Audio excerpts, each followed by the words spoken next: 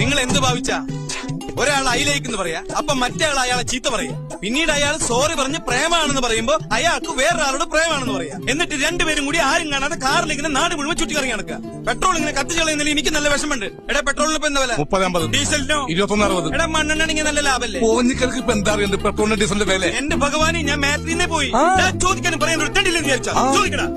ഉദാഹരണത്തിന് ഇവന്റെ ഭാര്യയോട് ഒരു പ്രേമുണ്ട്, അവൾക്കും ചെറിയൊരു ഇഷ്ടമുണ്ട്. ഉദാഹരണല്ലേ പറയണേ എന്ന് വെച്ച് ഇവന്റെ ഭാര്യയെ ഇവൻ അവന് കെട്ടിച്ചു കൊടുക്കോ?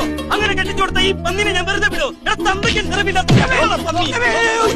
ഒരു ഉദാഹരണം പറഞ്ഞല്ലേ? ഉദാഹരണം ഞാൻ മാറ്റിന്ന് പോയിടാ. ഒരു പെണ്ണ് എനിക്ക് നിങ്ങളെ ഇഷ്ടമാണെന്ന് ഒരിക്കലേ പറയൂ, ഒരാളോടെ പറയൂ. ഗൗരി അത് പറഞ്ഞത് നിന്റെ മുഖത്ത് നോക്കിയാ അവൻ നിന്റെ പെണ്ണാടാ. ഇതിന്റെ ഇടയിൽ ഉണ്ണീന്നും ബാംഗ്ലൂരിന്നും പറഞ്ഞ് നീ വഴക്കുണ്ടാക്കാണ്ട് നീ നേരെ ചെന്ന് പറയണ നിനക്ക് അവളെ ഇഷ്ടമാണെന്ന്. നീ നിന്റെ ഭാര്യനെ കൂട്ടി കൊടുക്കണ പന്നി. മലയാളികളെ